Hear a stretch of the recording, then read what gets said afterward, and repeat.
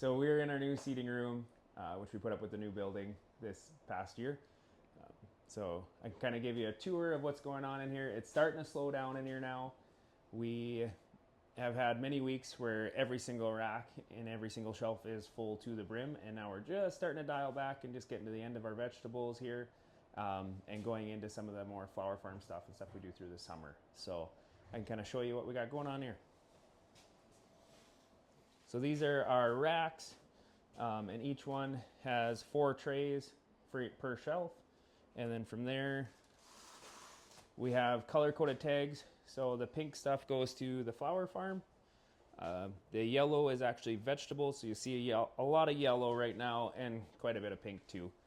So this is like a tray of broccoli. So this is an open seeded tray or open tray where we sprinkle our seeds in, cover it with soil, and then germinate them.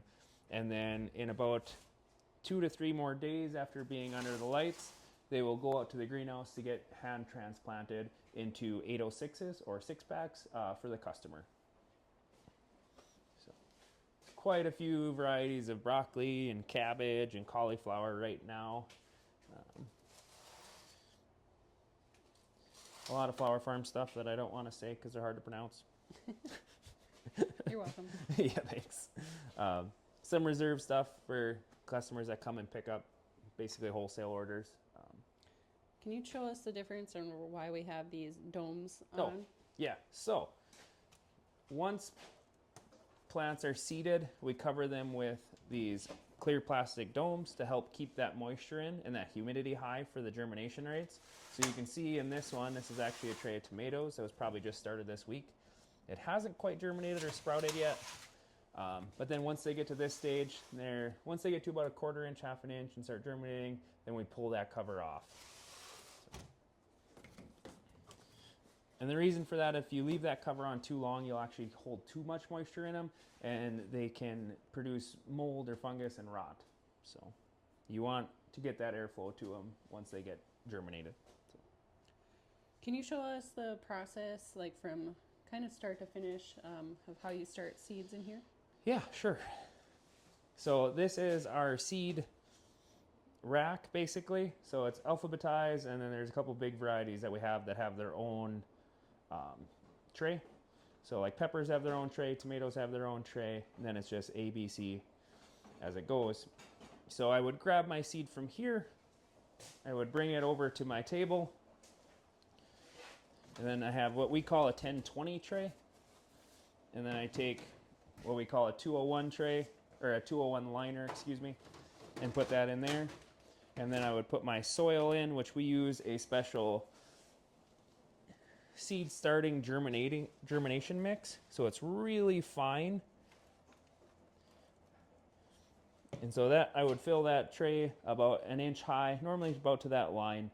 And then I would, especially with vegetables right now, I would just sprinkle my seeds in, cover them with a little bit more of that germination mix, water them down good to get that seed to soil contact, and then put them in the rack with a dome over them. So it's a pretty simple process for us. We do over 150,000 seeds or plants from seeds a year now, and so we've got to keep it kind of as fast as we can. So it gets to be a lot. Yeah, like you said, the racks are looking kind of empty right now. We're getting towards the end of seed starting, where we'll still start seeds basically through first part of May, would you say? Yeah. And mostly my flower farm stuff. I keep them going on the seed starting just with the flower farm because it's a little bit later, but it's starting to slow down quite a bit. Yeah, for sure. Yeah, and this whole setup too used to be in the entryway of our house, so I'm excited to have this new setup. Yeah. Yeah. We also have, can you talk a little bit about what's over here? So we just have a mini split in here, and that helps control the temperature and the humidity and stuff. So that way we can keep the door closed and try to keep the humidity at like anywhere from like 60 to 90%. So that also helps the plant growth, but you still get that airflow to cycle around. And then we do have our fertilizer injector and stuff like that too. So we mix up a really heavy concentrate of fertilizer, and then when we use the hoses out in the greenhouse, it actually sucks up through there at a rate of, it takes basically 1 gallon of fertilizer to every 100 gallons of water. And then that's what we're putting on the plants so we can feed them every day instead of just at big times. We like to feed our plants every day. So Yeah. And with that temp control too, you'll notice on the racks here we have little thermometers that also tell us like the humidity, so we can kind of keep track of where that's at throughout the entire grow room. So, all right, yeah, it's a full seed room tour. All right, thank you. Yep, no problem.